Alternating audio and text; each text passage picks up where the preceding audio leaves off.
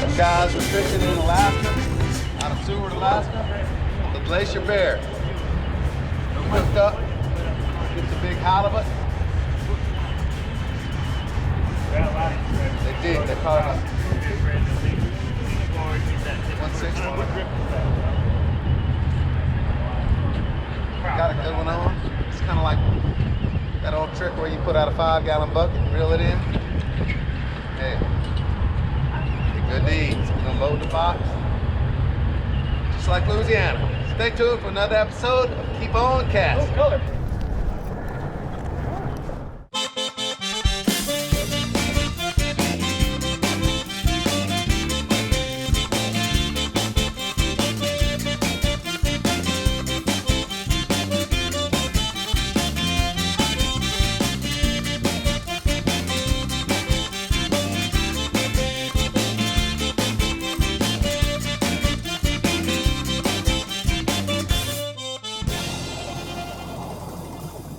Keep On Casting is brought to you by Thibodeau Regional Medical Center. Bronco Industries, leading the field in industrial construction and fabrication. Real Outfitters, proud to be the first family-owned tackle store in Thibodeau, Louisiana. Coming up here, we left at 4:30 in the morning from Baton Rouge, and we got here at approximately midnight, which is 17 hours. So that's a pretty long time to travel.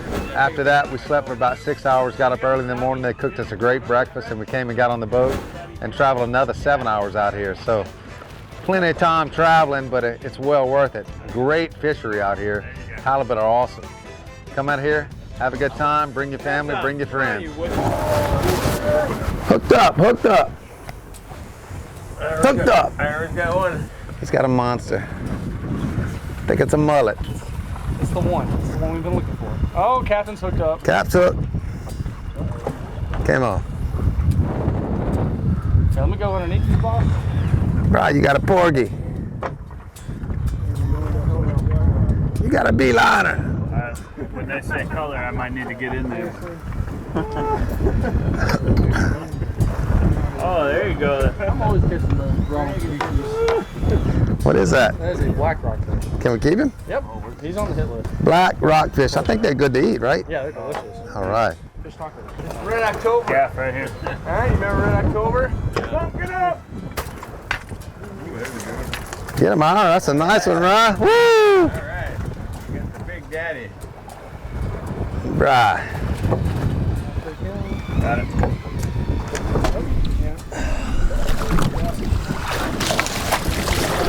Very good looking. Good job. Good job. Oh, he took it. I lost it. All right. It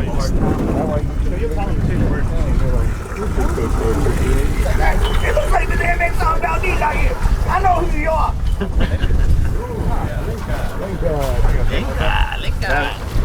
Look at this. Yeah, but He's not gonna make the team. All right, guys. This is lingcod.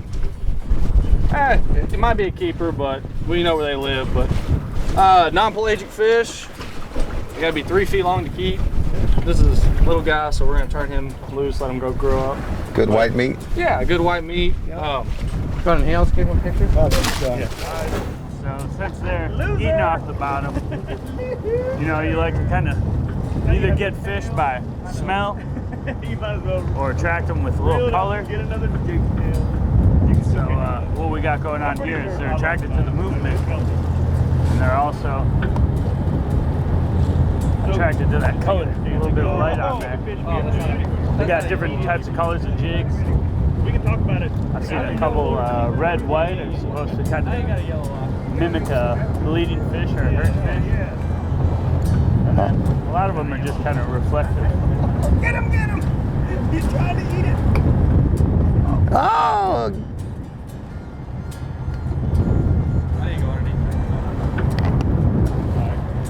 Boom, boom, boom, boom.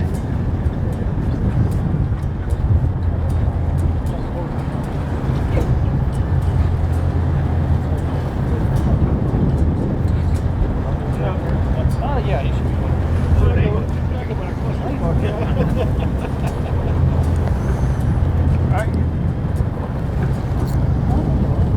I told you.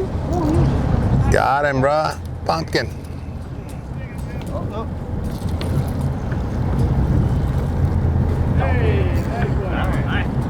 Jeff, you're getting hit. Drop it back down. There he is. Oh, saw him hit it. Oh, loser. Picked it up. Where? That's not the fish that picked your hook. No, that was something else. Dude, I would say you're cheating, but I do that every weekend like that. Another length. Yeah. Alaskan gator. Oh, they got some teeth, huh? Yeah. They got teeth. And they're not even in their mouth.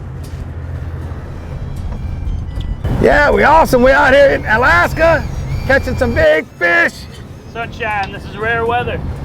It's beautiful. This is, we feel like we're down in the Gulf. Yeah.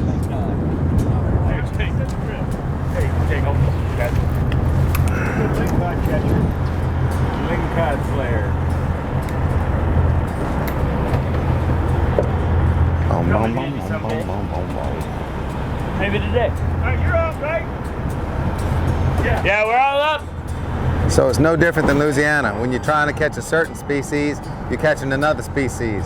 So go figure, we'll catch some.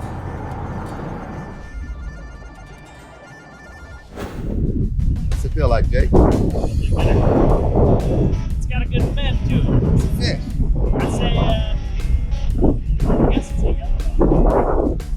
Yellow poisson.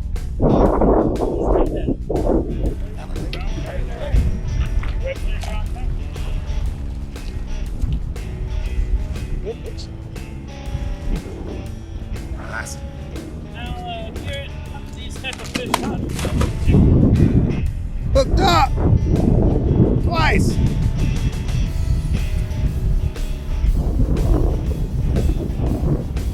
Maybe a little bit. Oh. Good job there, snake. Get him.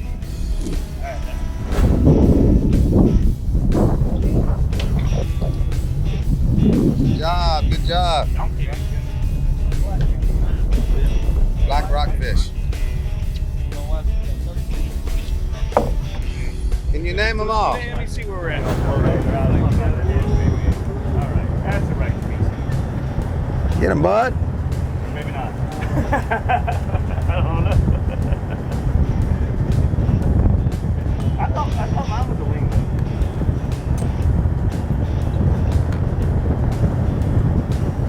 Get him, Jeff. You want this? You want a pallet fish for the drill, right? Give me just a little bit slack.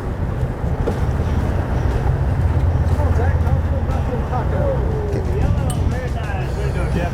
Screw it up, Jake. Nice one, Jeff. Very nice. All right. Good. Good one. All right, let's go get a butt.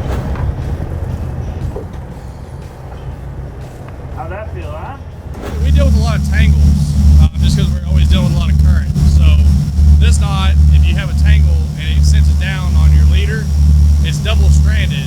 So in case one line fails from some type of malfunction, you have a backup leader. So you will get the fish in. But pretty simple. You just grab your tag in, kind of make a loop, and you want to spin it 20 times.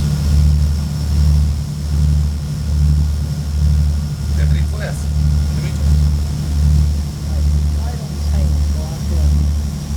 And I like to put it at rod holder so you can cinch it down, but I'll wrap the loop around the reel.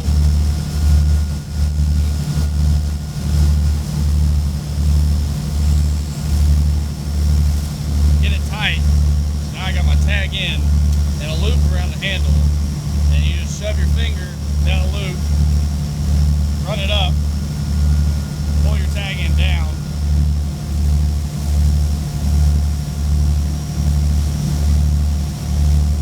Where the braid cinches on itself. And then around each loop, one at a time, you tie a half hitch.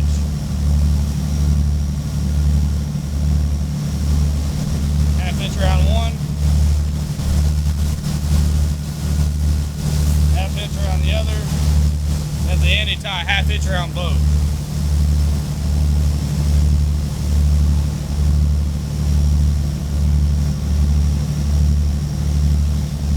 Pull it tight. So now you have two strands. And then to attach your corkscrew or your bait, feed your line to the eye. Make a loop around it. Don't cinch it down. You want to grab each of your main line, make a double loop, and then wrap it 6 times.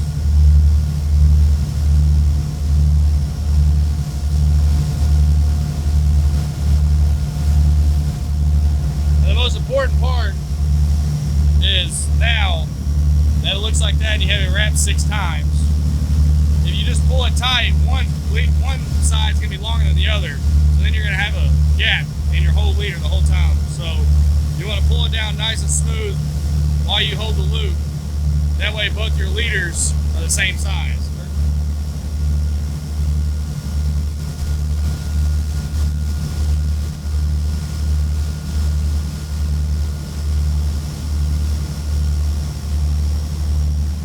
Now you have a double-stranded knot, so in theory, if you have a fish on, and say you have a tangle,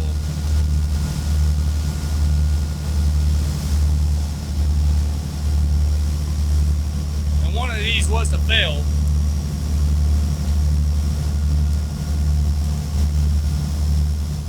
you still have a line attached, so it's basically an insurance policy, but it ain't going anywhere. That's what we use just because we deal with a lot of tangles from current. And you get a fish on, he runs up current real fast, he's going to get your line above you. Sometimes 2, 3, 4, 5 rods are all tangled up. And the corkscrew or the leader will slide all down and you have 3 or 4 lines on this part. So, kind of like I said, an insurance policy. Hey, back up 5 meters, back in.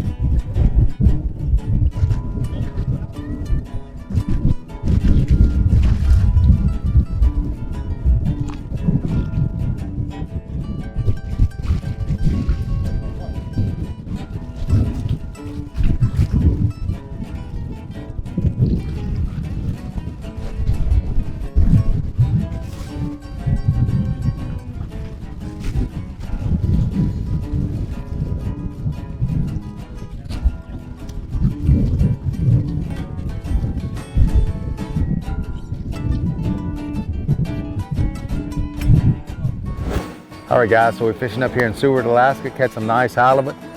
Y'all stay tuned for more Keep On Casting.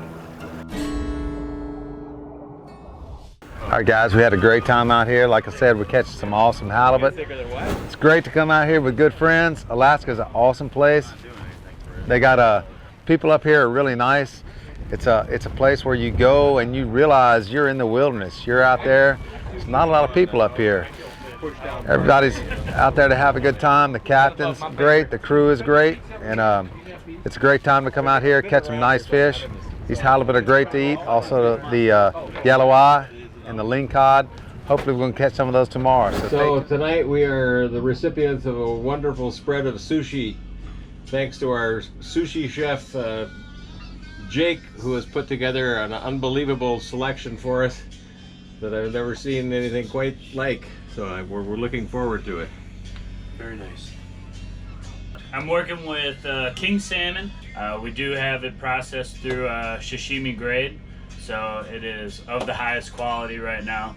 We have sashimi nigiri of king salmon. We also have black cod with a little bit of miso, a little miso paste on there, kind of pop that flavor, but also still enjoy the texture of the black cod.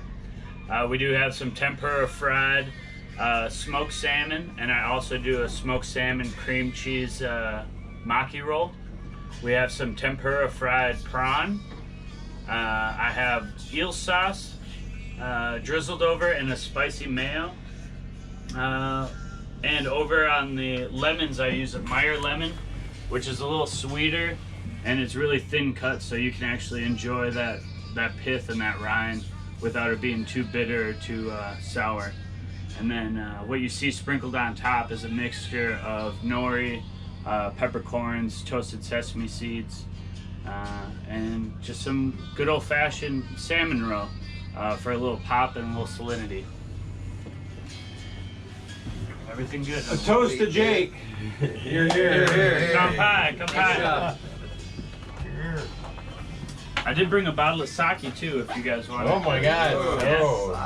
A little touch of sake to go with it. Sake to me. So there's plate theory.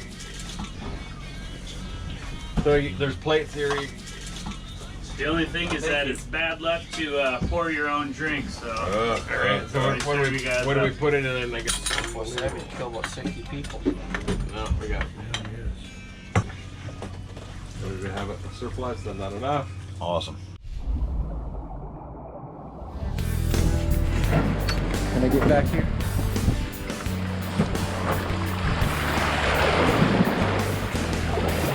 You got that? Yeah.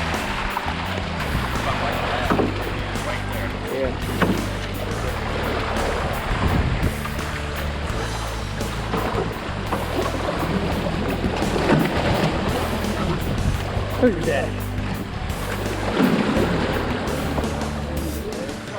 So in Grand Isle, we always looking for bottom changes, you know, rocks on the bottom, a hard bottom, something like this. What do y'all look for halibut?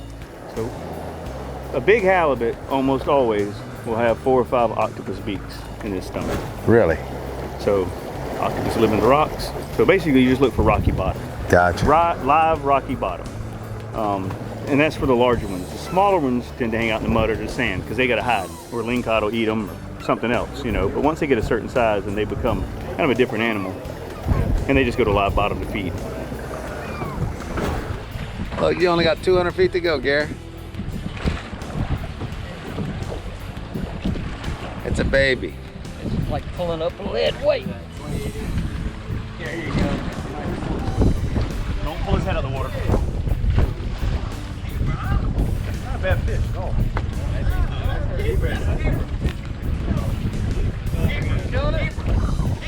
Alright, walk forward. Walk towards the bow. Good job there, Gary. On a jig. Alright, I need that rock. So I grab that rock. Alright, just like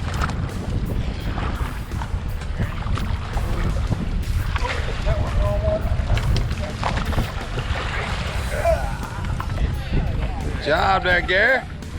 Do his thing. Early on, found out that Garrett is a bass fisherman. That's right. Fishes Lake Fork out of Dallas a lot. Bass fishermen don't use live bait. We do it the hard way, artificial. that's right. Right, bro? Alright, y'all take notes. I like it. He's a bass fisherman. Next.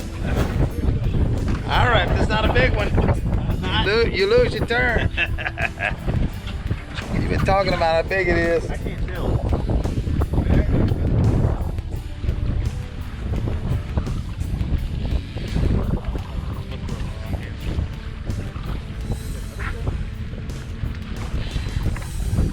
Right, it's a black bass. Oh yeah.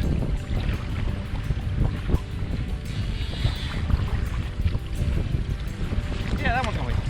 Got you going, bro. Alright, never back. Real? Oh yeah.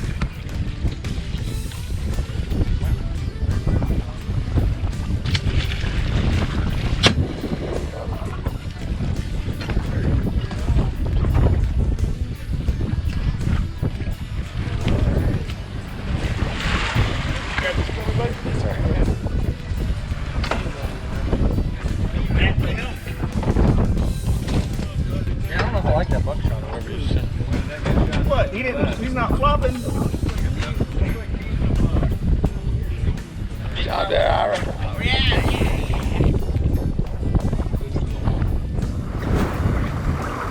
It's a good one there, Hal.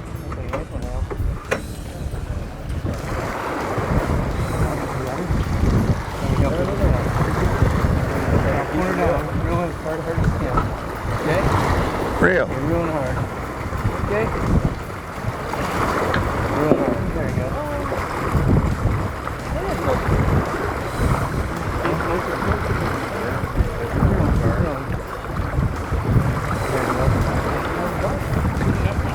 Yeah.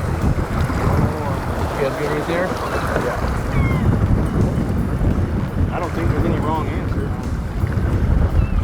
Is that about 80? How's that? About 80? You want to take her out? Want to throw it? Yeah, I was gonna say, I think I'd take that, Hal. We're gonna get the jinxing ourselves here by that. Yeah, releasing too many. Yeah.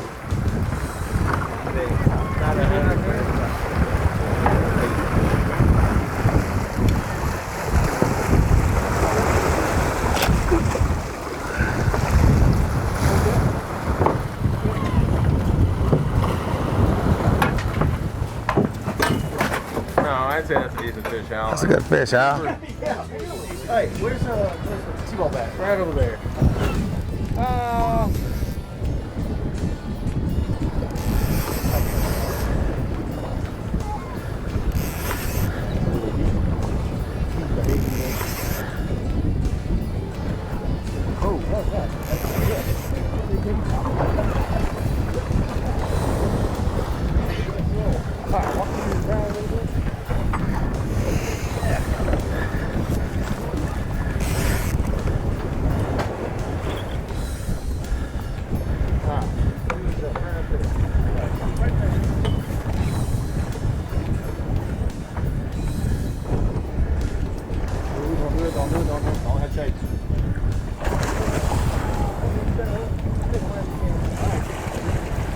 Sticking.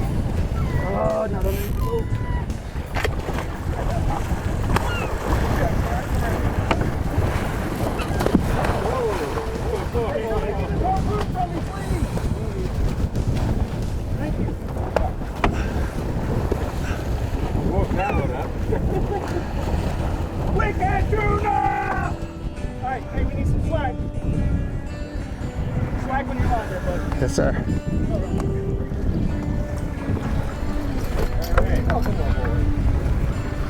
That's what I'm talking about. All right, guys, we're here in Seward, Alaska. We're having a great time. We're catching some nice halibut, yellow eye, lean cod. As always, we want to thank our troops. Stay tuned next week for the next edition of Fishing in Alaska. And until next time, keep on casting. So a fellow walking down the street one day sees Boudreaux sitting on his porch rocking. He walks up to him and talks to him. He says, "Man, you look good for your age. What do you do?" He said, "I smoke cigarettes, drink whiskey." He said, "Eat anything I want, fried foods or whatever." He says, "Man, you look great, man." He says, "How old are you really?" Boudreaux says, 26.